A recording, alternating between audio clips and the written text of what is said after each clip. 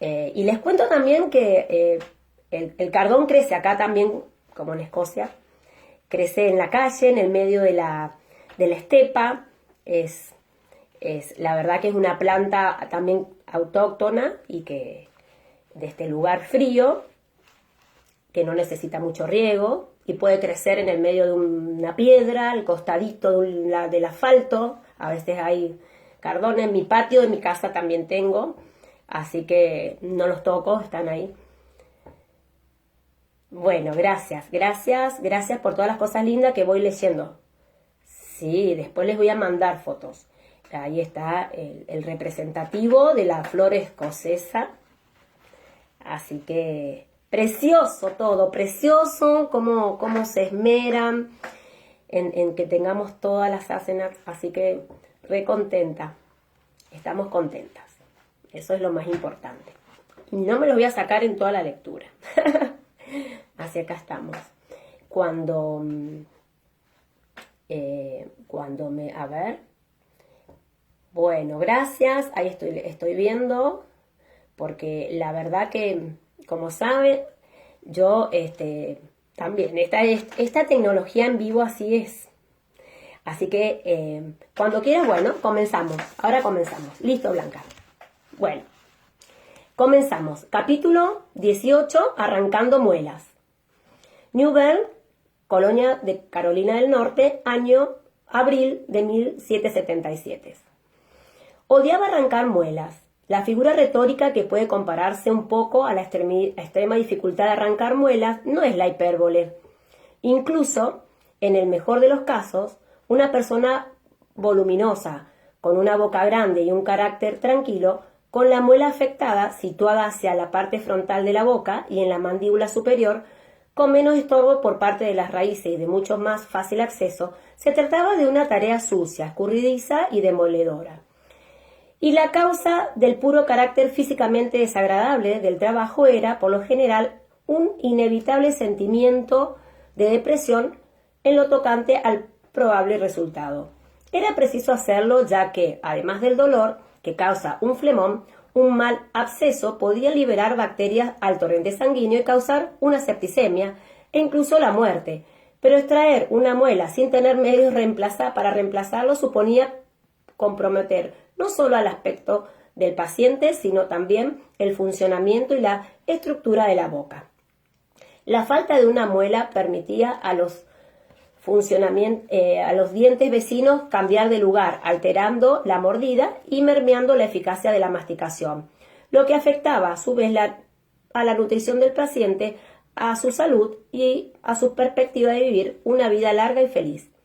No reflexioné con tristeza, volviendo a cambiar de posición con la esperanza de ver mejor la muela que debía arrancar. Incluso la extracción de varios dientes dañaría severamente la dentición de la pobre niña en cuya boca estaba trabajando. No tendría más de 8 o 9 años, con una mandíbula estrecha y una pronunciada sobremordida vertical. Los caninos de leche no se le habían caído en su debido momento y los permanentes habían crecido detrás, dándole el siniestro aspecto de tener el doble de colmillos. Eso no se veía agravado por la estrechez inhabitual de una mandíbula superior, que había forzado a las dos incisivos frontales emergentes a hundirse hacia adentro, volviéndose el uno hacia el otro, de tal modo que las superficies de ambos dientes casi estaban en contacto. Toqué al molar superior infectado y la chiquilla se catapultó contra las correas que la sujetaban a la silla, lanzando un chillido que se introdujo bajo mis uñas como una astilla de bambú. «Dale un poco más, por favor, Ian». Me enderecé con la sensación de que me había aplastado la parte inferior de la espalda en un torno de blanco. Llevaba varias horas trabajando en la habitación delantera de la imprenta de Fergus. Sostenía con el codo un cuenco pequeño lleno de dientes manchados de sangre y tenía al otro lado de la ventana una multitud arrebatada a la que impresionar. Ian emitió un gruñido que en Escocia expresaba duda, pero cogió la botella de whisky y le dirigió un chasquido alentador a la niña, que volvió a gritar al ver su cara tatuada y cerró la boca con toda su fuerza. La madre de la chiquilla perdía la perdida la paciencia, le dio un enérgico bofetón. Le arrancó a Ian la botella de la mano, la introdujo en la boca de su hijo, la puso boca abajo y le pegó a la cría la nariz, pellizcándole con los dedos de la otra mano. La pequeña abrió unos ojos como platos y una explosión de gotitas de whisky salió atomizada de las comisuras de su boca, pero su delgado cuello osciló de arriba abajo mientras tragaba a pesar de todo. «Creo que ya basta, de verdad», declaré, alarmada por la cantidad de whisky que la criatura estaba tragando. Era un whisky muy malo, comprado allí mismo, y aunque tanto Jane como Ian lo habían probado y después de discutirlo un poco habían llegado a la conclusión de que lo más probable es que no dejara ciego a nadie, yo tenía mis reservas en lo relativo a utilizarlo en grandes cantidades. Dijo la madre, examinando a su niña con aire crítico, pero sin sacarle la botella de la boca. Imagino que será suficiente. La niña tenía los ojos en blanco y el tenso cuerpecito repentinamente relajado, flojo contra la silla. La madre retiró la botella, limpió la boca de la misma con su delantal y se la devolvió a Ian con un gesto de la cabeza. La tomé apresuradamente el pulso a la chiquilla y comprobé su respiración, pero parecía estar en condiciones razonablemente buenas, al menos por el momento. «Carpe diem», murmuré, agarrando mis alicate, o quizás debería decir carpe diorum. «Controla que siga respirando, Ian». Él se echó a reír y yo incliné la botella, humedeciendo un pedacito de la tela limpia con un whisky para enjuagarla. «Me parece que tendrás tiempo de sacarle alguna otra muela más si quieres, tía. Probablemente podrías arrancarle a la pobre chiquilla todos los dientes que tiene en la boca y no se movería ni un ápice». «Es una idea», repuse volviendo la cabeza a la niña. «¿Podrías acercarme el espejo, Ian?» Tenía un espejito cuadrado que, con un poco de suerte, podía utilizarse para dirigir la luz del sol de la boca del paciente, y por la ventana entraba el sol a raudales, caliente y brillante. Por desgracia, había también un montón de cabezas curiosas pegadas al cristal, que no hacían más que interponerse en el camino del sol, frustrando las tentativas de Ian de concentrar la luz allí donde yo la necesitaba. «Marsalie», llamé con el pulgar en la niña por si acaso. «Sí», entró procedemente a la trastienda donde había estado limpiando, o mejor dicho, ensuciado, tipos de imprenta limpiándose las manos llenas de tinta en un trapo. «¿Necesitas otra vez a Henry Christian?» «Si no te importa, o si no le importa a él». «A él no», me aseguró. «No hay nada más que guste más a ese obseso de alabanzas. Johnny, Felicité, id a buscar al niño, por favor. Lo necesitan delante». Felicité y Joan, también conocidas como los gatitos infernales, como las llamaba Jane, acudieron entusiasmadas. Disfrutaban de las actuaciones de Henry Christian casi tanto como él mismo. «Venga, burbujas», llamó Joanny, manteniendo abierta la puerta de la cocina.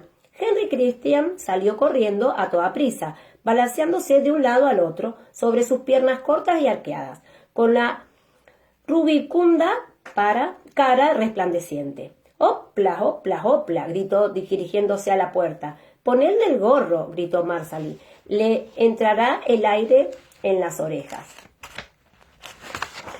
Hacía un día espléndido, pero soplaba viento, y Henry Christian era propenso a las infecciones de oído. El chico llevaba un gorro de lana anudado bajo la barbilla, tejido en rayas azules y blancas y decorado con una hilera de pompones rojos. Brianna lo había hecho para él, por lo que verlo hacía que se me encogiera un poco el corazón, provocándome ternura y dolor al mismo tiempo. Cada una de las niñas lo cogió por una mano. Felicité estiró un brazo en el último momento con el fin de coger un viejo sombrero flexible de su padre del perchero para recoger monedas, y salieron a la calle, donde la multitud los recibió con vítores y silbidos.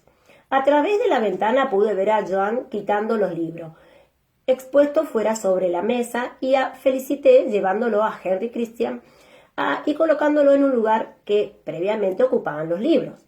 Él extendió sus brazos fuertes y regordetes, sonriendo, e hizo una reverencia, complaciendo a uno y a otro lado.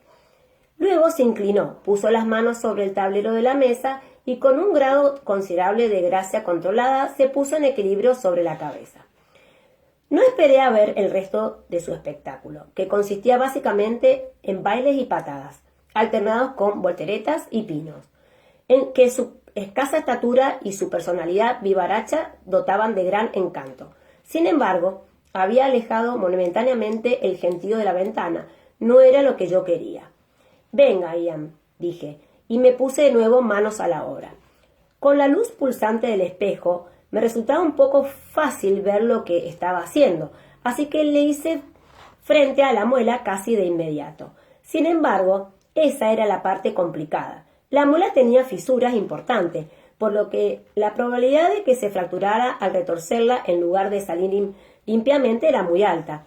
¿Y si eso sucedía? Pero no sucedió. Cuando las raíces de la muela se separaron del maxilar, sonó un pequeño y apagado crack, y ahí estaba aquella cosita blanca intacta en mi mano. La madre de la niña, que había estado observando con gran atención, suspiró y se relajó un poco. También la chiquilla suspiró y se reacomodó en la silla. Volví a examinarla, pero tenía buen pulso, aunque respiraba de manera superficial. Probablemente dormiría durante... Se me ocurrió una idea. «¿Sabes?», le dije a la madre, algo dubitativa. «Podría quitarle una o dos piezas más sin hacerle daño. Mire». Me desplacé a un lado haciéndole un gesto para que mirara.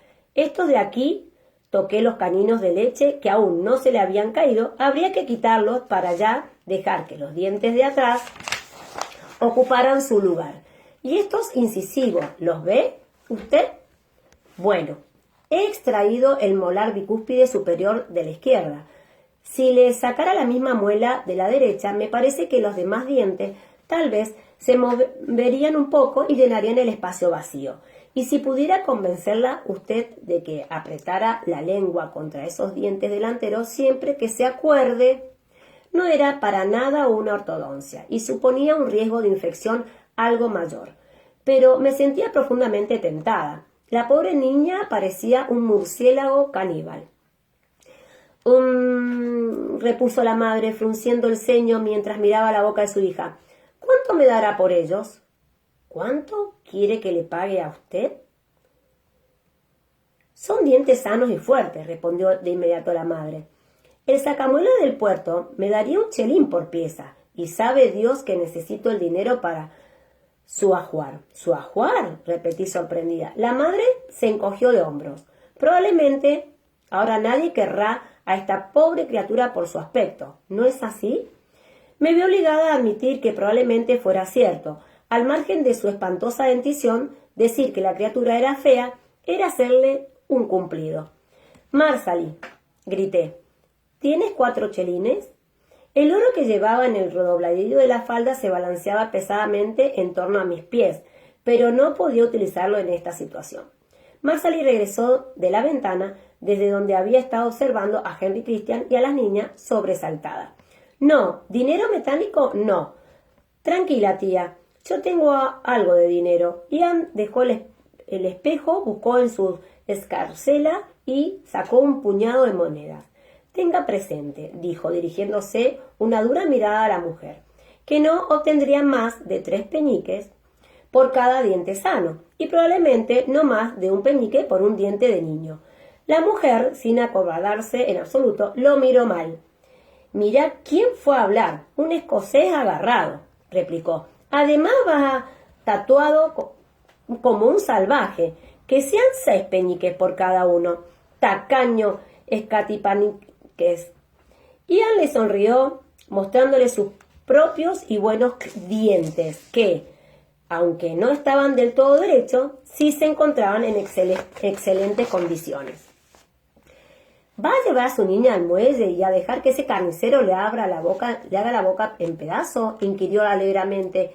«Cuando llegue allí ya se habrá despertado y sabe Ya estará gritando 3. Ian, exclamé. Bueno, no voy a dejar que le tome el pelo, tío. Ya está bastante mal que quiera que le saques a la pequeña los dientes gratis. No vas a pagar encima por tener el honor.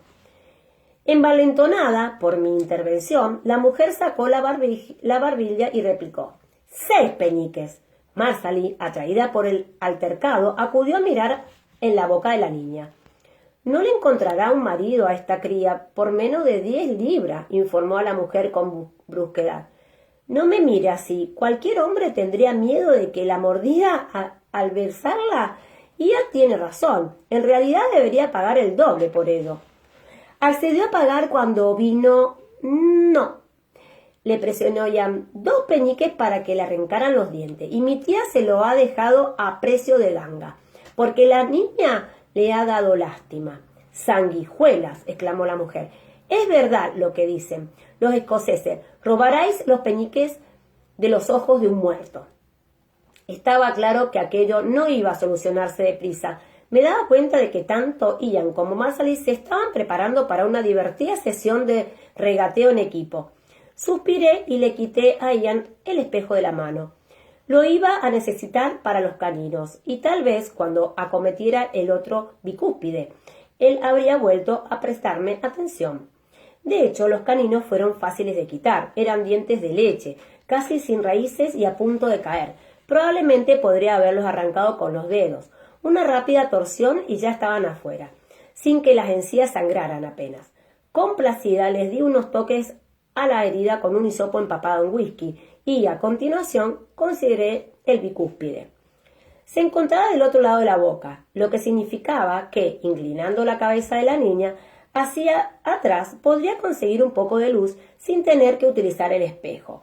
Tomé la mano de Ian. Estaba tan absorto de la discusión que casi no se dio cuenta, y la coloqué sobre la cabeza de la chiquilla para que se mantuviera inmóvil y la sujetara hacia atrás, y, acto seguido, introduje cuidadosamente los alicates. Una sombra atravesó la luz, desapareció y luego regresó bloqueándola por completo. Me volví molesta y descubrí a un caballero de aspecto elegante que miraba por la ventana con expresión de interés. Lo reprendí y le hice señas para que se apartara. Él parpadeó, pero luego me dirigió un gesto de disculpa y se hizo a un lado. Sin esperar a que volvieran a interrumpirme, me agaché, agarré al cliente y lo liberé con un giro afortunado. Tarareando con satisfacción, eché whisky sobre el orificio sangrante y luego incliné la cabeza de la pequeña hacia el otro lado y presioné con suavidad un hisopo sobre la encía con el fin de ayudar a drenar el absceso. Sentí de repente más flojo el bamboleante cuellecillo y me quedé helada. Ian también lo notó. Se interrumpió en medio de una frase y me disparó una mirada de susto. «Desátale», le ordené, deprisa. La soltó en un instante y yo le agarré por debajo de los hombros y la tumbé en el suelo, con la cabeza colgando como la de una muñeca de trapo.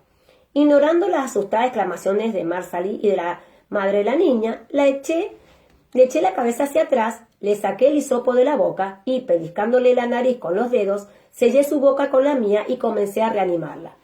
Era como hinchar un globo pequeño y duro. Oposición, resistencia y luego, por fin, el pecho se elevó. Pero un pecho no cede como si fuera de goma. Seguía contándome mucho soplar.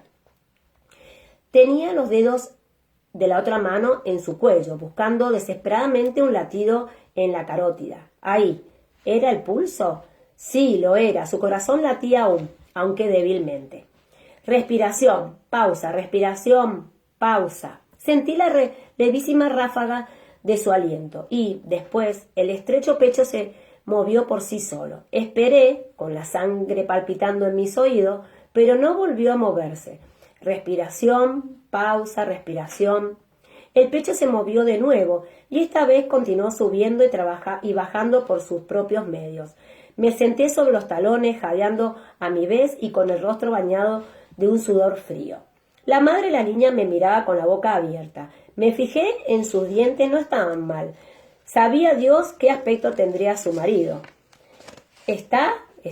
¿Inquirió la mujer, parpadeando y mirándonos alternativamente a su hija y a mí. Está bien, dije en tono categórico. Me puse en pie, mareada, pero no pude marcharse hasta que se haya eliminado, no puede marcharse hasta que no se haya eliminado el whisky. Creo que no, que todo irá bien, pero podría volver a dejar de respirar. Alguien debe vigilarla hasta que se despierte. ¿Marsalie? Sí, la pondré en la cama, dijo ella acercándose a mirar. Ah, pero si estás ahí, Joanie, ¿podrías venir a echarle un vistazo a esta pobre niña un ratito? Necesita acostarse en tu cama. Los niños habían entrado, colorados y riendo, con el sombrero lleno de moneditas y botones, pero al ver a la niña en el suelo, acudieron corriendo a mirar ellos también. ¡Hopla!, observó Henry Crismer, impresionado. ¿Está muerta?, preguntó Felicité, más práctica. Si lo estuviera, mamá no me habría pedido que la vigilara, señaló Joanie. No irá a vomitar en mi cama, ¿verdad? La cubriré con una toalla, prometió Marsalie, poniéndose en cuclillas para coger a la pobre chiquilla en brazos. Pero Ian se le adelantó, levantando a la pequeña con cuidado. Solo le cobraremos 2 peniques entonces, le dijo a la madre, pero usted nos dará todos los dientes gratis, ¿de acuerdo? Ella asintió con aire aturdido y luego siguió a la gente a la parte trasera de la casa. Oí el rumor de muchos pies subiendo la escalera, pero no lo seguí. Me flaqueaban las piernas y me senté bastante repentinamente. ¿Está usted bien, madame? Miré y descubrí al caballero elegante dentro de la tienda, mirándome con curiosidad. Cogí la botella de whisky medio vacía y tomé un buen trago. Quemaba como el azufre y sabía a huesos carbonizados. Emití unos resuellos roncos y se me humedecieron los ojos, pero no llegué a toser. Muy bien, respondí con aspereza, perfectamente bien. Me aclaré la garganta y me sequé los ojos con la manga. ¿En qué puedo ayudarlo? Una ligera expresión de regocijo recorrió sus facciones. No necesito que me saque una muela, lo que probablemente sea una suerte para ambos. Sin embargo, ¿puedo? Se sacó una esbelta botella de plata del bolsillo y me la ofreció, tras lo cual tomó asiento. Creo que tal vez sea algo más vigorizante que eso. Señaló con un gesto la botella de whisky cerrada, arrugando un poco la nariz. Abrí la botella y el fuerte aroma de un brandy excelente surgió de ella, como un genio. Gracias, repuse con brevedad y bebí cerrando los ojos. Muchísimas gracias, añadí un momento, después abriéndolos. Realmente vigorizante. El calor se concentró en medio de mi cuerpo y desde allí se propagó a través de mis miembros. Es un placer, madame, repuso y sonrió. Era, sin lugar a dudas, un dandy. Y un dandy rico, además adornado con muchas puntillas, botones dorados en el chaleco, una peluca empolvada y 2 parches de seda negra en la cara, una estrella junto a su ceja izquierda y un caballo encabritado en la mejilla derecha. No era un atavío que se viera a menudo en Carolina del Norte, en especial en esos tiempos. A pesar de los adornos, era un hombre guapo, de unos 40 años quizá, con unos cálidos ojos oscuros que brillaban de sentido del humor, y un rostro sensible y delicado. Hablaba muy bien inglés, aunque con un claro acento parisino. ¿Tengo el honor de hablar con la señora Fraser?, inquirió. Vi sus ojos posar sobre mi cabeza escandalosamente desnuda, pero, dando muestra de gran cortesía, no hizo ningún comentario. Bueno, sí, respondí dubitativa, pero tal vez no sea la señora Fraser que está usted buscando. Mi nuera también es señora Fraser. Ella y su marido son los propietarios de esta tienda. Así que si quiere imprimir algo... ¿La señora de Jane Fraser? Sí, intuitivamente hice una pausa, pero no tenía mucha opción que contestar.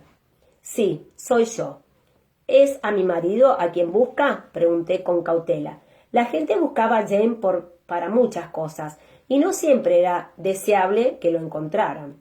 Él sonrió, frunciendo los ojos de manera agradable. Así es, señora Fraser. El capitán de mi barco dijo que el señor Fraser había ido a hablar con él esta mañana buscando pasaje. Mi corazón dio un salto al oírlo. «Oh, ¿tiene usted un barco, señor?» «Bouchot», contestó, y tras tomar mi mano, la besó con gracia. «Percival Bouchot, para servirla, madame. En efecto, tengo un barco, se llama Justres». Pensé realmente que se me había detenido por un instante el corazón, pero no era así, pues continuó golpeándome el pecho con fuerza. «¿Bouchot?», dije. «Bicham». Él no había pronunciado a la manera francesa, mas, al oírme, se asintió con una sonrisa aún mayor. «Los ingleses lo dicen así», mencionó usted a su nuera. «Así que el señor Fraser, propietario de esta tienda, ¿es el hijo de su marido?» «Sí», contesté de nuevo, aunque de forma mecánica. «No seas tonta», me respondí a mí misma. «Es un hombre bastante corriente, probablemente no tenga nada que ver en absoluto con tu familia». Y sin embargo, había una conexión franco-inglesa. Sabía que la familia de mi padre se había trasladado de Francia a Inglaterra en algún momento del siglo XVIII, pero eso era cuando sabía de ellos.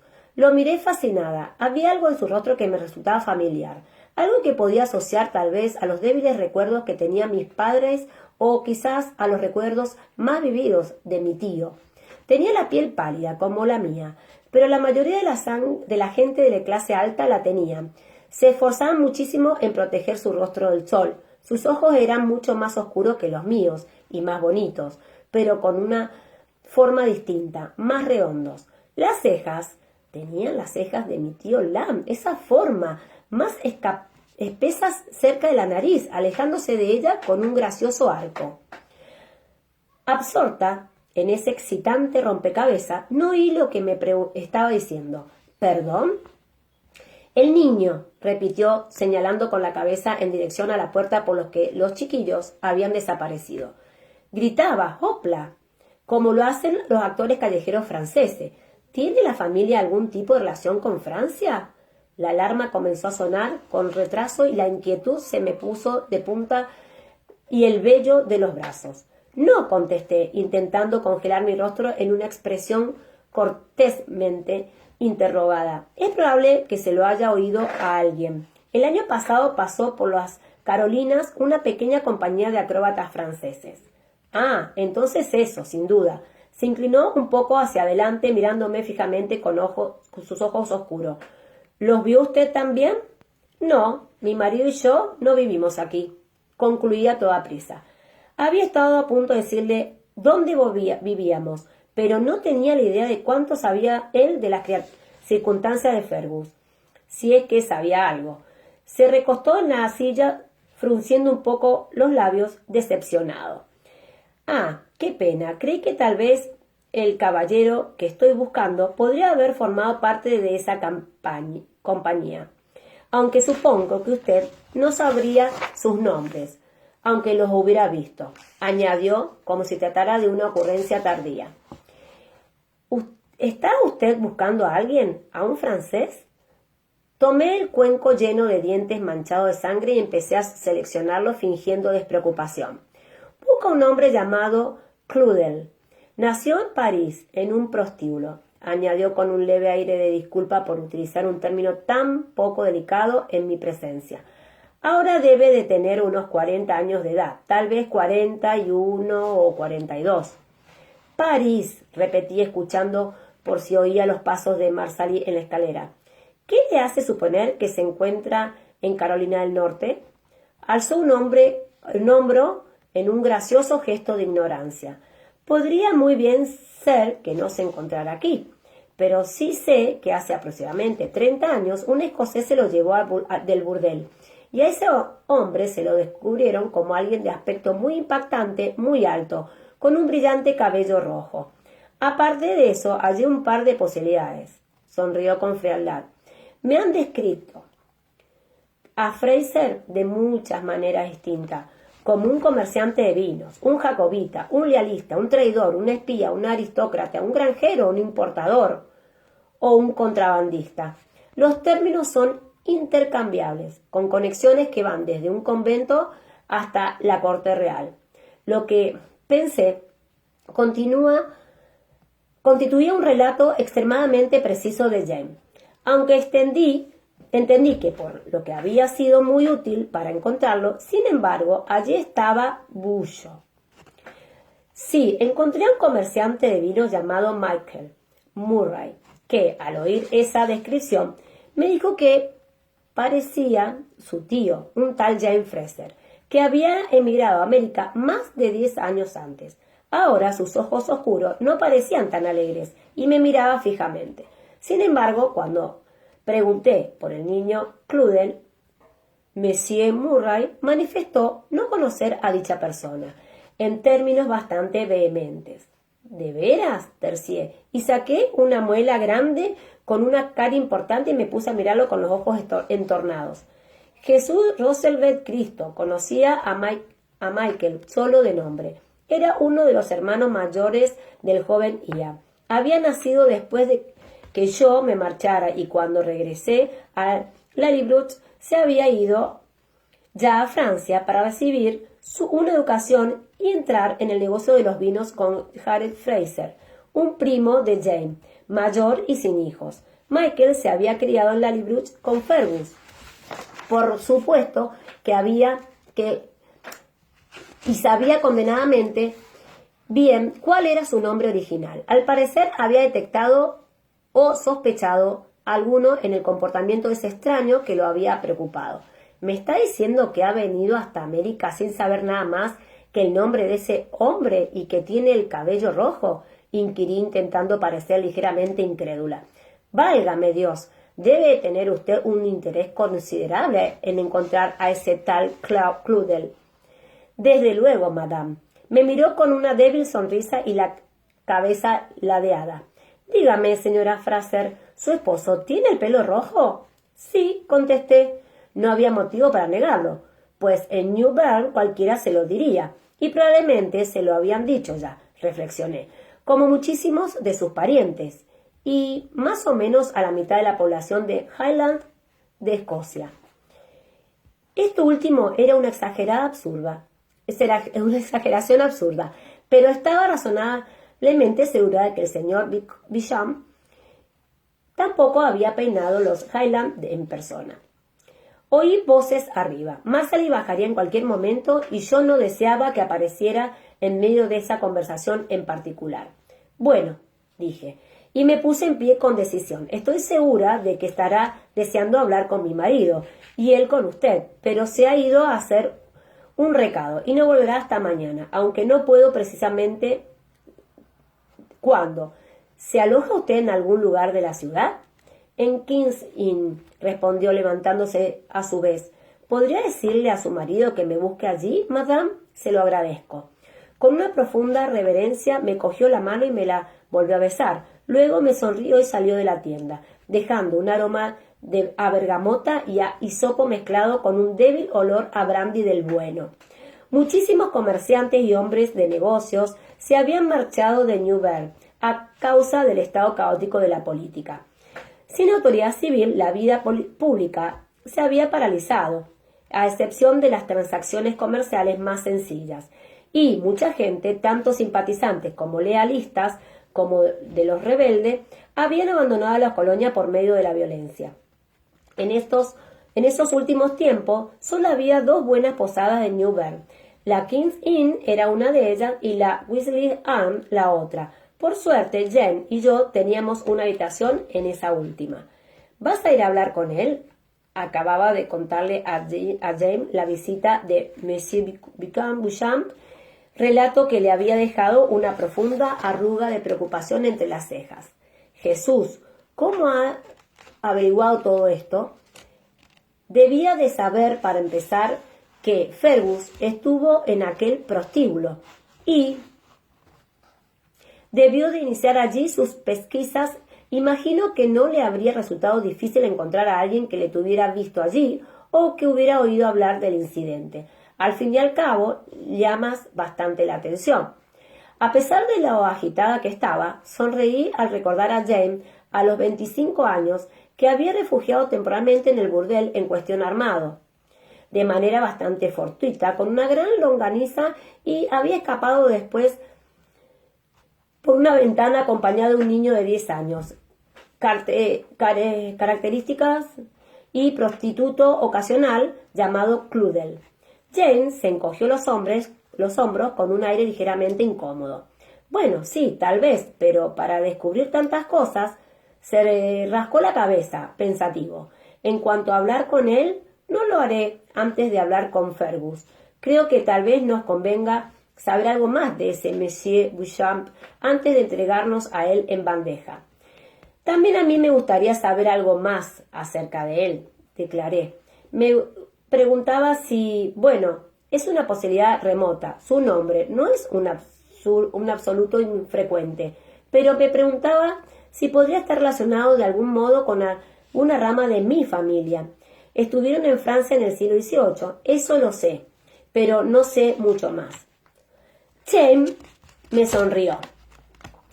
¿Y qué harías, Sassenach, si descubro que es tu abuelo en 6º grado? Yo me detuve bruscamente porque, de hecho, no sabía qué haría en tal circunstancia. Bueno, probablemente nada, admití, y probablemente no podamos averiguarlo con tan seguridad, pues no recuerdo cómo se llamaba mi abuelo en 6º grado, si es que lo había sabido alguna vez. Solo es que me interesaría saber más. Eso es todo. Terminé un poco a la defensiva. Bueno, claro que sí, repuso Jane, pragmático, pero si no, el hecho de que no hiciera averiguaciones pudiera poner a Fergus en peligro, ¿no? Oh, no, por supuesto que no, pero me interrumpió una suave llamada a la puerta que me dejó muda de golpe. Le dirigí un expresivo gesto con las cejas a Jane, quien vaciló unos instantes, pero luego se encogió de hombros y fue a abrir. La habitación era muy pequeña, así que podía ver la puerta desde donde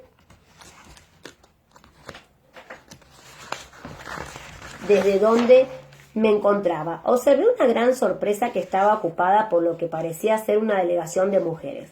El pasillo era un mar de cofias blancas que flotaban en la oscuridad como medusas. Señor Fraser, una de las cofías se inclinó por unos segundos. Me llamo Abigail Bells. Mis hijas. Se volvió y pude entrever un rostro blanco y tenso. Lillian y Miriam.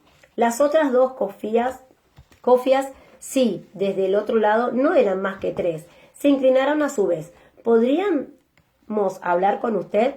Jane saludó con una inclinación y las hizo pasar a la habitación, haciéndome un gesto con las cejas mientras las seguía al interior. Mi esposa me presentó con un gesto de la mano cuando me puse en pie murmurando unas fórmulas de cortesía. En la estancia no había más que la cama y un taburete, de modo que todos nos quedábamos de pie, sonriéndonos incómodos y dirigiéndonos inclinaciones de cabeza unos a otros. La señora Bell era baja y bastante robusta, y probablemente en el pasado había sido tan hermosa como sus hijas. Sus antaños redondos mejillas estaban ahora hundidas, como si hubiera perdido peso de repente, y tenía arrugas de preocupación en la piel. También sus hijas parecían preocupadas. Una de ellas se retorcía la mano en el delantal y la otra no hacía más que lanzarle miradas a Jane con los ojos bajos, como si temiera que pudiera actuar con violencia si lo miraba directamente. Le ruego que me perdone, señor, por acudir a usted de manera tan atrevida. A la señora Bell le temblaban los labios. Se vio obligada a detenerse y apretarlos brevemente antes de poder continuar. He oído que están ustedes buscando un barco con destino a Escocia. Jane asintió con recelo, claramente preguntándose dónde se habría enterado de eso aquella mujer. Había dicho que todo el mundo en la ciudad lo sabría al cabo de 1 o 2 días y, evidentemente, estaba en lo cierto. ¿Conoce usted a alguien que tenga dicho viaje en perspectiva?, preguntó Cortés. No exactamente. Quizás es mi marido, espetó, pero al pronunciar esa palabra se le quebró la voz y se llevó apresuradamente un pedazo de delantal a la boca. Una de las hijas, una muchacha de cabellos oscuros, cogió a su madre afectuosamente por el codo y se la llevó aparte, enfrentándose con valentía al terrible señor Fraser ella misma. Mi padre Está en Escocia, señor Fraser, replicó. Mi madre tiene la esperanza que usted pueda encontrarlo cuando vaya allí y ayudarlo a volver con nosotras. Ah, dijo Jane. ¿Y su padre es? Oh, el señor Richard Bell, señor de Wilmington. Le hizo una reverencia a toda prisa, como si mostrar una mayor cortesía fuera a ayudarla a exponer su caso. Bufó su hermana en voz baja, pero con énfasis, y la primera muchacha, la morena, le lanzó una mirada. Mi padre era comerciante de Wilmington, señor Fraser.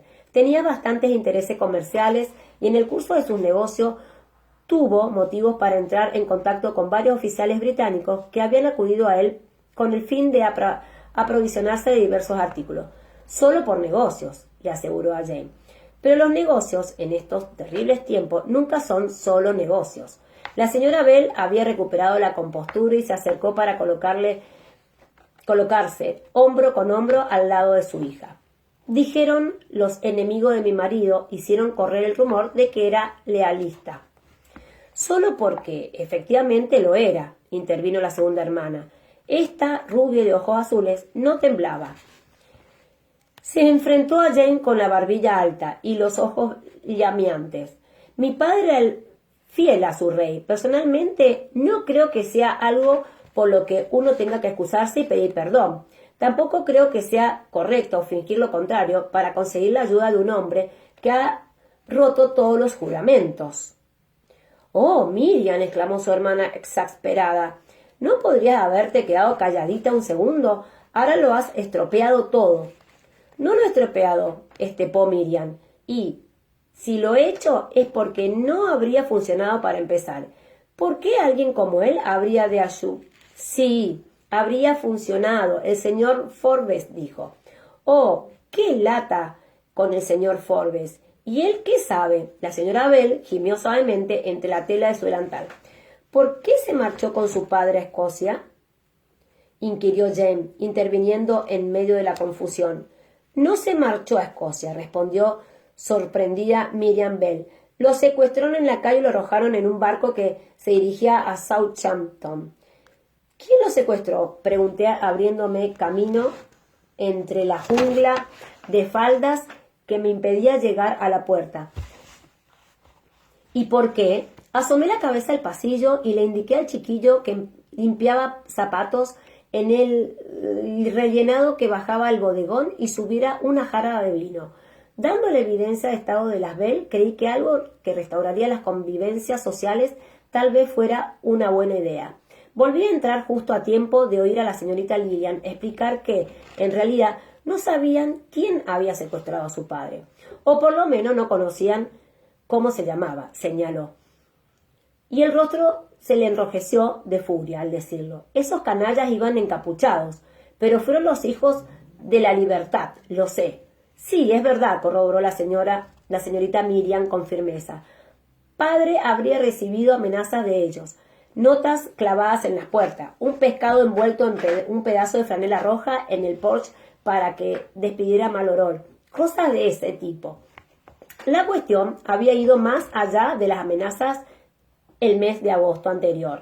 El señor Bell se dirigía a su almacén cuando unos encapuchados habían salido corriendo de un callejón y lo habían agarrado. Se lo habían llevado al muelle y acto seguido lo habían lanzado a bordo de un barco que acababa de soltar amarras y cuyas velas se hinchaban mientras se alejaba despacio.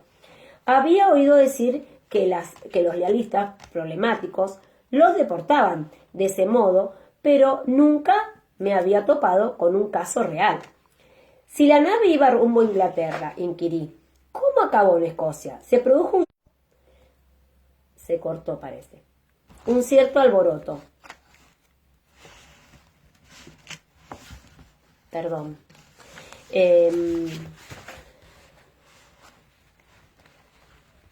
Bueno, se produjo un cierto alboroto. Las tres Bell intentaron explicarlo a la vez, pero Miriam se impuso una vez más. Luego a Inglaterra sin un penique, por supuesto, sin más que la ropa que llevaba puesta y debiendo el coste de la comida y del pasaje. pero el capitán del barco se había hecho amigo suyo y lo llevó a Southampton, a Londres, donde mi padre conocía a algunos hombres con los que había hecho negocios en el pasado. Uno de ellos le adelantó con suma para cubrir sus deudas con el capitán y le prometió un pasaje a Georgia si vigilaba la carga durante un viaje de Edimburgo a las Indias y de allí a América.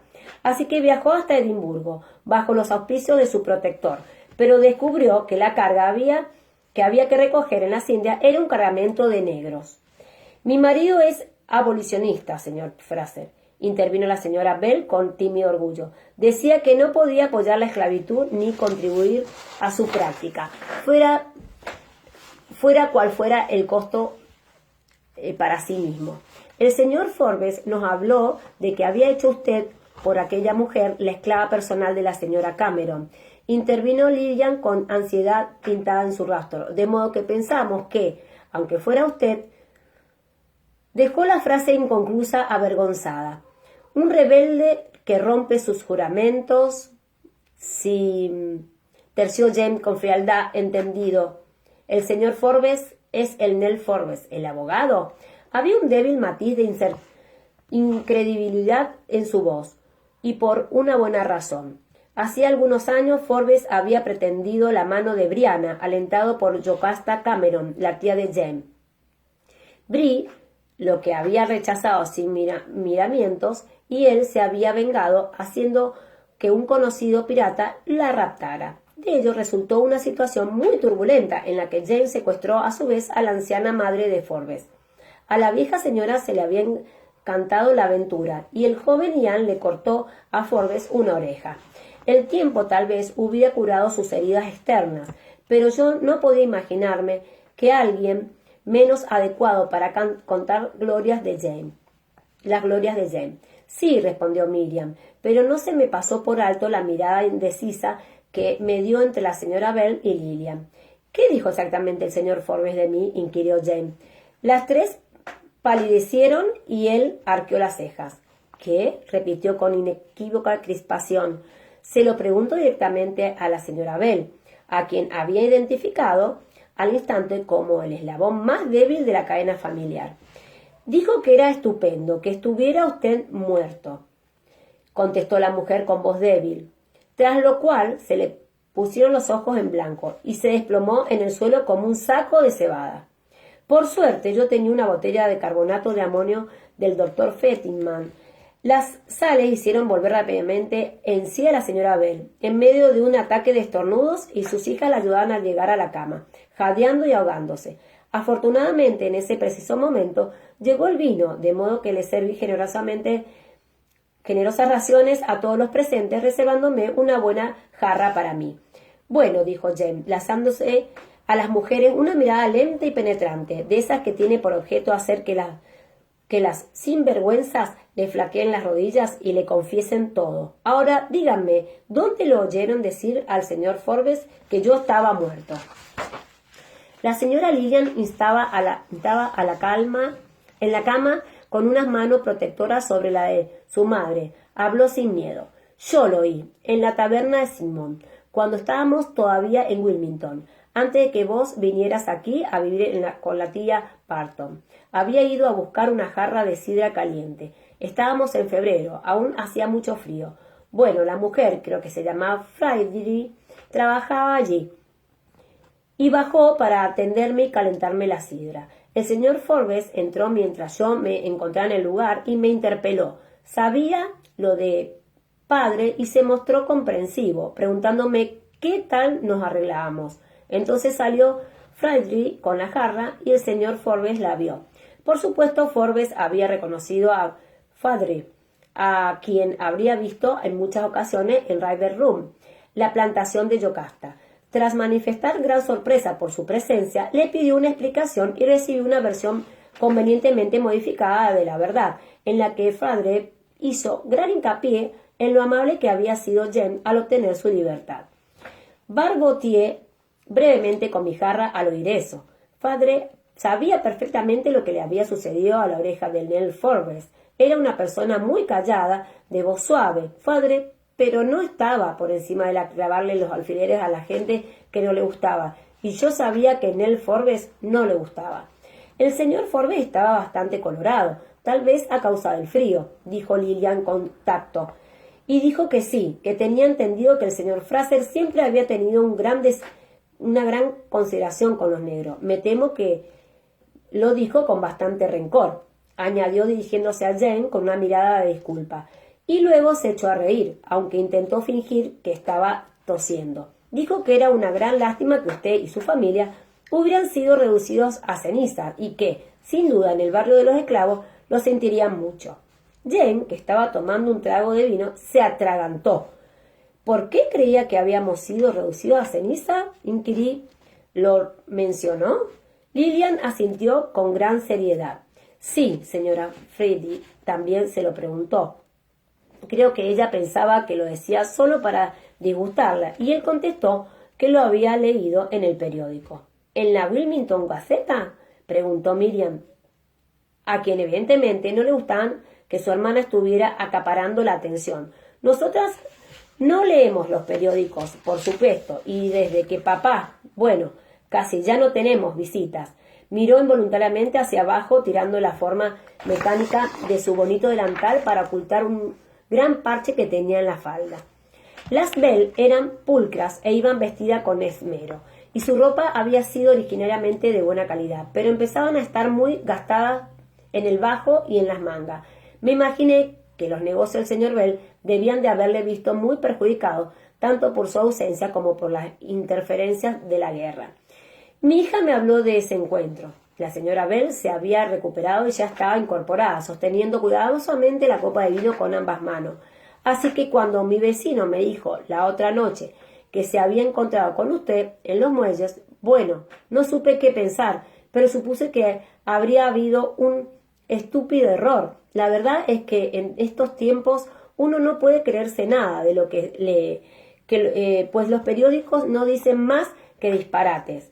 Y mi vecino mencionó que estaba usted buscando pasaje para Escocia, así que nos pusimos a pensar. Se le quebró la voz y bajó la cabeza hacia la copa de vino avergonzada. Jane se frotó la nariz con un dedo pensativo. Sí, bueno, dijo despacio, es cierto que quiero ir a Escocia y, por supuesto, no tengo el más mínimo inconveniente de preguntar por su marido y en ayudarlo si puedo, pero no tengo ninguna perspectiva inmediata de encontrar pasaje. El bloqueo. Pero es que nosotras podemos conseguirle un barco, Lillian le interrumpió con impaciencia. Esa es la cuestión. Creemos que podemos conseguirle un barco, la corrigió Miriam. Le lanzó a Jane una mirada pensativa con los ojos entornados, jugando su carácter. Él le dirigió una débil sonrisa, admitiendo el escrutinio, y, al cabo de un momento, ella le correspondió en regañadientes. «Me recuerda usted a una persona», señaló. Evidentemente, quien quiera que fuera, era alguien que le gustaba, pues le hizo un gesto a su madre con la cabeza autorizándola. La señora Bell suspiró y sus hombres se relajaron un poco, con alivio. «Todavía tengo amigos», observó con matiz de despecho a la voz. A pesar de todo, entre esos amigos había un hombre llamado Dalrymple Hall, que poseía un peche de pesca que probablemente, como hacía media ciudad, aumentaba sus ingresos con el contrabando ocasional. Hall le había dicho a la señora Bell que esperaba la llegada de un barco procedente de Inglaterra, que arribaría a Wilmington en algún momento de la semana siguiente, siempre asumiendo que no hubiera sido apresado o hundido en ruta. Como tanto el barco como la carga eran propietarios de uno de los hijos de la libertad del lugar, no podía aventurarse a entrar en el puerto, donde había atracados de 2 barcos de guerra ingleses. Por consiguiente, aguardaría fuera del puerto, donde varios pequeños barcos locales irían a su encuentro y descargarían la mercancía con el fin de llevarla clandestinamente a la orilla. Después, la embarcación se dirigía hacia el norte, rumbo a New Haven, para recoger un cargamento. Y a continuación podrá rumbo a Edimburgo, informó Lillian, radiante de esperanza. Allí hay un pariente de mi padre, que se llama Andrew Bell, manifestó Miriam, levantando levemente la barbilla. Es muy conocido e impresor. ¿Y el pequeño Andy Bell? A Jane se le había iluminado la cara. ¿El que imprimió la enciclopedia británica? Él mismo, confesó la señora Bell sorprendida. No me iría a decir que lo conoce, señor Fraser. Jane soltó una carcajada asustando a las mujeres. No he pasado pocas veladas en una taberna con Andy Bell. Ella aseguró.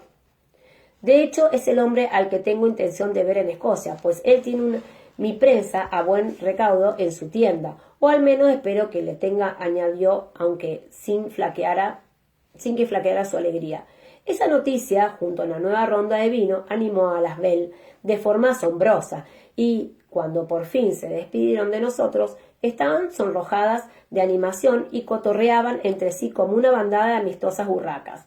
Miré por la ventana y las vi dirigirse calle abajo, apiñándose, llenas de esperanzado entusiasmo, tambaleándose ocasionalmente por los efectos del vino y la emoción. No solo cantamos, sino que bailamos tan bien como caminamos, murmuré mientras las observaba alejarse. Jane me lanzó una mirada de extrañeza. Archie Bell y The Drells, le expliqué, no tienen importancia. ¿Crees que es seguro? Me refiero a ese barco. Dios mío, no. Se estremeció y me pesó la coronilla, dejando de lado las tormentas, la carcoma, la maldad permeabilizante de que la madera esté deformada y otras cosas por el estilo. Están los barcos de guerra en el puerto, los corsarios fuera de él. No me refería a eso, le interrumpí. Para el caso de que es más o menos igual, ¿no es así? Me refería al propietario, y a ese del Lancey Hall. La señora Bell cree saber cuál es su política, pero la idea de poner nuestras personas y nuestro oro de manera tan absoluta en manos de personas desconocidas me ponía nerviosa. Pero, admitió, sí, quiero ir a hablar con el señor Hall mañana a la primera hora, y a lo mejor también con Monsieur Beauchamp. Por ahora, sin embargo, me recorrió suavemente la espalda con la mano y me acarició el trasero. Ian y el perro no volverán hasta dentro de una hora por lo menos. ¿Te apetece otro vaso de vino? Tenía aspecto de ser francés, pensó Jane, lo que equivalía a decir que estaba absolutamente fuera de lugar a New Bern. Beauchamp acaba de salir del almacén de Northrop y conversaba con actitud desenfadada con el propio Northrop, mientras la brisa marina hacía ondear la cinta de seda que recogía el cabello oscuro. Claire lo había descrito como alguien elegante, y lo era. No resultaba afectado, no del todo, pero vestía con gusto y llevaba ropa cara, bastante cara, se dijo Jane. Parece francés, observó Fergus, diciéndose eco de sus pensamientos.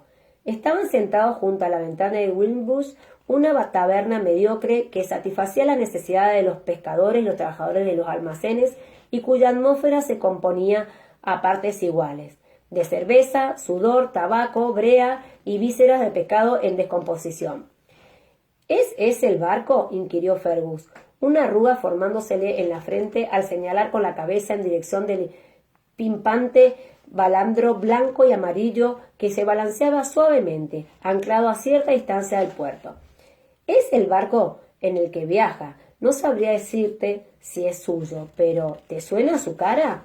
Fergus se acercó a la ventana, casi aplastándose la nariz contra los oscilantes paneles del cristal al intentar ver mejor a Monsieur Beauchamp. Jane, cerveza en mano, escrutaba a su vez al rostro Fergus.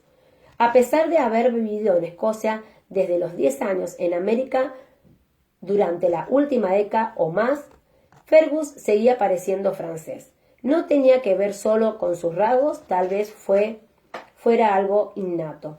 Los huesos de su rostro eran ponientes, con una mandíbula lo bastante afilada como para cortar del papel, una nariz impresionante aguileña y unas profundas órbitas oculares bajo las arrugas de una frente ancha. El grueso cabello oscuro peinado atrás desde la frente estaba mechado de gris, cosa que sorprendió a Jane. Conservaba en el recuerdo de la imagen permanente de un Fergus como el huérfano carterista de 10 años que había rescatado a un prostíbulo de París, y esa imagen se sobreponía de manera extraña al rostro delgado y atractivo que tenía delante. No, dijo Fergus, por fin, volviendo a acomodarse en el banco y sacudiendo la cabeza.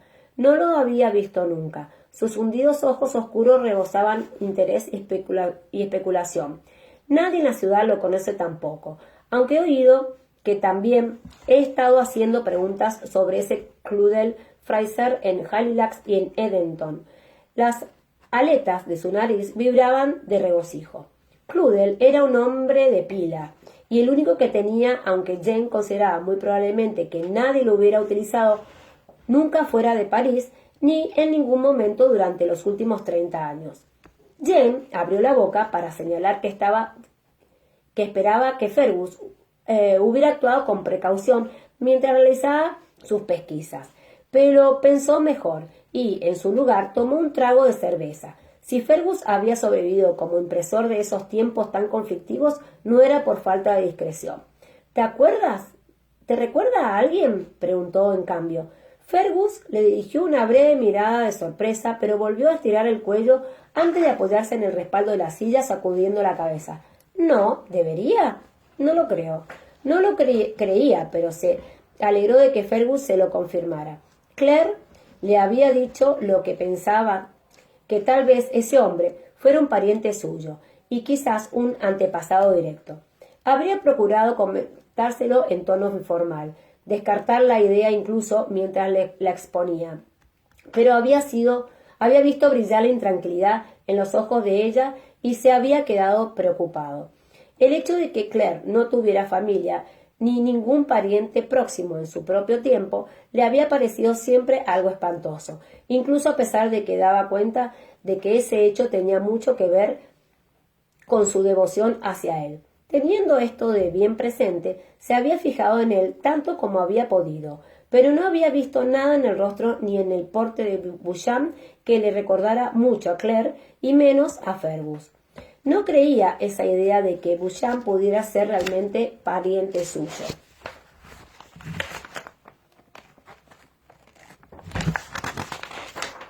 Se le hubiera pasado a Fergus por la cabeza. Jane estaba razonablemente seguro de que Fergus consideraba a los Fraser de Lallybrook como su única familia, aparte de Marsali y los niños, a quienes amaba con todo el fervor de su temperamento apasionado. Ahora Beauchamp se despierta en Northrop con una reverencia muy parisina, agitando al mismo tiempo con gracia su pañuelo de seda. Qué casualidad que el hombre hubiera salido del almacén justo delante de ellos, pensó Jane. Habían pensado ir a verlo más tarde, pero esa oportuna aparición les ahorró tener que ir a buscarlo. Es un buen barco, observó Fergus con la atención concentrada en el balandro llamado Huntress. Volvió a mirar a Jane pensativo. ¿Estás seguro de no querer investigar la posibilidad de viajar con Monsieur Beauchamp? Sí, estoy seguro, respondió él con sequedad. Ponerme a mí mismo y a mi mujer en manos de un hombre que no conozco, cuyos motivos son sospechosos, en un barquito en medio de la inmensidad del mar, incluso alguien que se me mareaba a bordo de un barco podría dudar ante semejantes perspectivas, ¿no? La cara de Fergus se dividió en una sonrisa. Milady propone volver a clavarte un montón de agujas. Así es, contestó Jane, irritado. Odiaba que lo pincharan una y otra vez, y le gustaba que lo obligara a mostrarse en público, lleno de púas como si fuera un estrafalario puercoespín, incluso dentro de los limitados confines de un barco. Lo único que le hacía consentir en ello era el hecho de saber que, si acierta, que, de no haberlo, estaría echando las tripas sin fin de días seguidos. Sin embargo, Fergus no se le apareció de su descontento. Volvió a pegarse a las ventanas. «Nom don», dijo en voz baja, con tal gesto de depresión que Jane se volvió inmediato a mirar. Beauchamp había recorrido un trecho en la calle, pero seguía a la vista. Sin embargo, se había detenido y parecía estar ejecutando una serie de bailes desgravados. Esto por sí solo era bastante extraño, pero más insólito aún era que Germain, el hijo de Fergus, estaba agachado en la calle justo frente a él saltando, al parecer adelante y atrás como un sapo inquieto. Esos peculiares movimientos se prolongaron unos segundos más y concluyeron cuando Beauchamp se quedó inmóvil, aunque moviendo los brazos como señal de protesta, mientras Germain parecía postrarse ante él. Sin embargo, el chiquillo se puso en pie, embutiéndose algo en la camisa y tras una breve conversación, Boucham soltó con una carcajada y le tendió la mano. Intercambiaron un breve saludo y un estrechón de manos, y Germain se marchó calle abajo en dirección de Wimbush, mientras Boucham continuaba su camino. Germain entró en la taberna y al verlo se deslizó en el banco junto al padre con aire de estar satisfecho consigo mismo. «He conocido a ese hombre», dijo sin preámbulos, «al hombre que busca a papá». «Sí, ya lo hemos visto», terció Jane arqueando las cejas. «¿Qué demonio estaba haciendo con él?» «Bueno, lo vi venir, pero pensé que no se pararía a hablar conmigo y simplemente le gritaba. Así que arrojé a Simón y a Peter a sus pies». «¿Quiénes?», comenzó Jane, pero Germain estaba ya rebuscando las profundidades de su camisa. Antes de que Jane pudiera terminar la frase, el chiquillo sacó a 2 ranas de tamaño considerable, una verde y otra de una especie de color amarillo bilis, que se colocaron unas juntas sobre las tablas desnudas de la mesa, mirando nerviosas, con ojos desorbitados. Fergus le dio a Germain un cachete en la cabeza. «Quitad esas abominables criaturas de la mesa antes de que nos echen de aquí. No me extraña que estés lleno de verrugas si andas con les Grugnoliers. Grandmère me dijo que lo hiciera», prestó Germain, recogiendo a sus mascotas y devolviéndolas a la cautividad. «Ah, sí». A Jane no le sorprendían ya las curas de su esposa, pero eso parecía extraño, incluso para lo que ella acostumbraba. «Bueno», dijo, «que lo único que se podía hacer para quitarme la verruga del codo era frotármela con una rana muerta y enterrarla a la rana. Quiero decir, en el cruce de caminos a medianoche». «Vaya, creo que posiblemente te estuviera gastando una broma. ¿Y qué te dijo el francés?» Germain levantó la vista con los ojos llenos de interés y abiertos de par en par.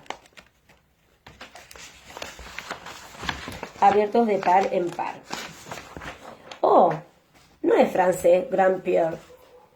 Un breve latido de sorpresa recorrió su cuerpo. «¿No? ¿Estás seguro?» «Claro que sí». Soltó una palabrota de los más blasfema cuando Simón aterrizó en su zapato, pero no tanto como las de papá. Germain le dirigió una mirada cariñosa a su padre, que parecía dispuesta a darle otro cachete, pero desistió ante un gesto de Jane. «Es inglés, estoy seguro». «¿Blasfemó en inglés?», inquirió Jane. Era cierto, cuando los franceses decían palabrotas solían aludir a las verduras, mezclándolo a menudo con referencias sagradas. Los tacos ingleses, por lo general, no tenían nada que ver ni con los santos, ni con los sacramentos, ni con los pepinos, sino con Dios, las prostitutas y los excrementos. «Sí, pero no puedo repetir lo que dijo, o papá se ofenderá. Papá tiene unos oídos muy puros», añadió Germain, dirigiéndole a su padre una sonrisa de satisfacción. «Deja de fastidiar a tu padre y dime qué más te dijo ese hombre». «Vale», respondió Jane, obediente. Cuando se dio cuenta de que no eran más que un par de ranitas, se echó a reír y me preguntó si me las llevaba a casa para cenar. Le dije que no, que eran mis mascotas, y le pregunté si ese barco de allí era el suyo, porque todo el mundo lo decía y era muy bonito, ¿no? Estaba fingiendo ser tonto, ¿vale?», explicó, por si su abuelo no había entendido la estratagema. Jane reprimió una sonrisa. «Muy listo», dijo con sequedad. «¿Y qué más?»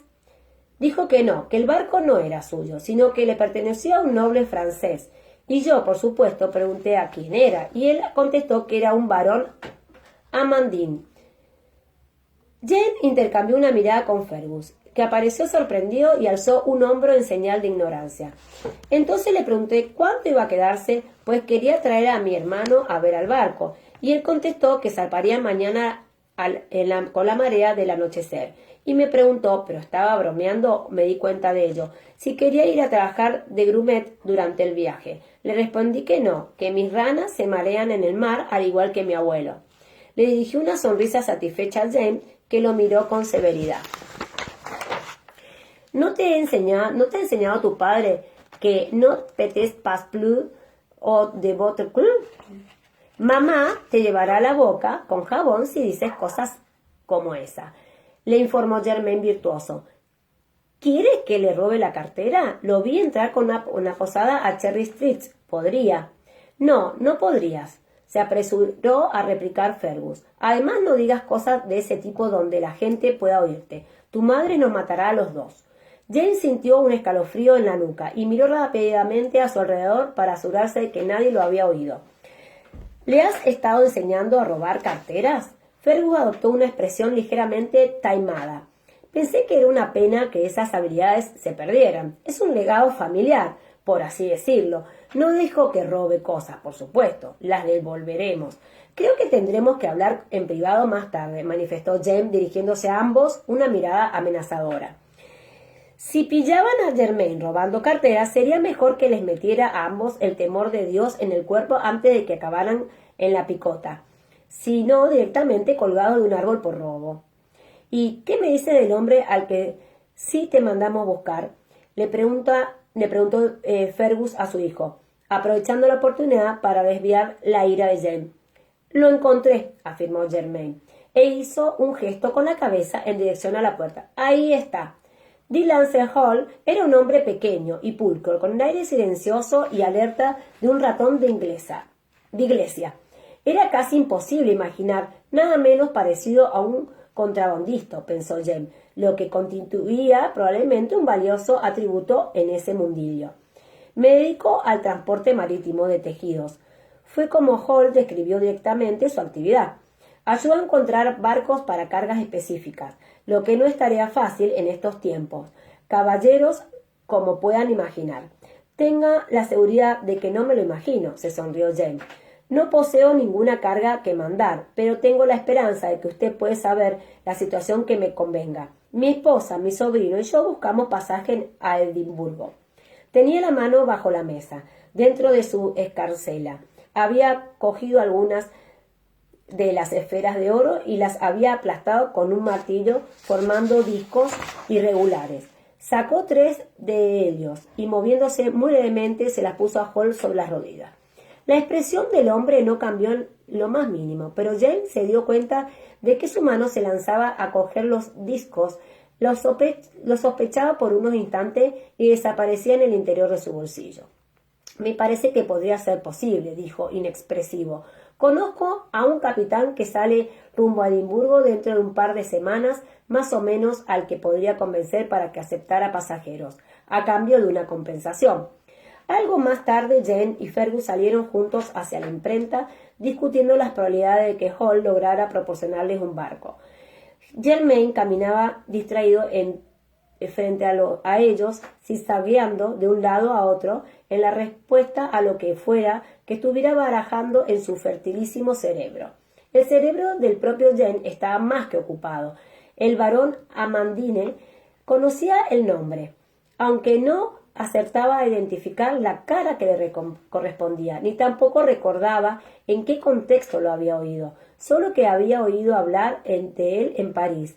¿Pero cuándo? ¿Cuándo iba allí a la universidad? ¿O más tarde? Cuando Claire y él... Sí, eso era. Había oído ese nombre en el juzgado, pero por mucho que se exprimía el cerebro, no le proporcionaba más información. ¿Quieres que vaya a hablar con ese Beauchamp? Preguntó abruptamente Jane.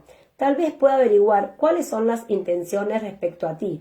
Fergus apretó un poco los labios, pero luego se relajó mientras meneaba la cabeza. No, contestó. Te he dicho que ya me han contado que estuvo haciendo preguntas sobre mí en Edenton. ¿Estás seguro de que se trata de ti? ¿No era en el territorio de Carolina del Norte hormiguera de Cludels, pero aún así, creo que sí? Fergus habló en voz muy baja, sin perder de vista a Germain, que había empezado a probar su suavidad, evidentemente conservando a las ranas que llevaba bajo la camisa. La persona que me lo dijo mencionó a aquel hombre que solo tenía un nombre, sino también algo de información incompleta, que al tal Claudel Fraser que estaba buscando se lo había llevado a París un escocés alto y pelirrojo que se llamaba James Fraser. Así que creo que no puedes ir a hablar con él, ¿no? No, sin llamar su atención. Es verdad, admitió Jane. pero no sabemos cuáles son sus intenciones. Podría ser algo muy ventajoso para ti. ¿No crees? ¿Cuáles son las probabilidades que en Francia alguien se tome la molestia y corra con los gastos de servir a alguien como él para hacerte daño, cuando podrían contentarse con dejar que te quedes en América? Vaciló. A lo mejor el barón Amandine es pariente tuyo. La simple idea de que así fuera parecía una de las cosas que suceden en las novelas, y probablemente fue una absoluta tontería. Pero al mismo tiempo a Jane no se le ocurría ninguna razón sensata por la que un aristócrata francés pudiera estar buscando a un bastardo nacido en un burdel por 2 continentes. Fergus asintió, pero tardó en contestar.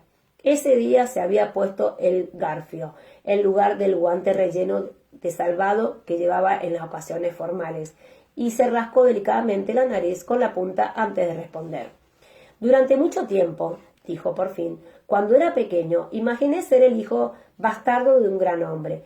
Creo que todos los huérfanos lo hacen, añadió desapasionadamente. Fingir que no será siempre igual, que alguien vendrá y volverá a colocarte en el lugar que te corresponde en el mundo, te hará la vida más fácil de soportar. Se encogió de hombros.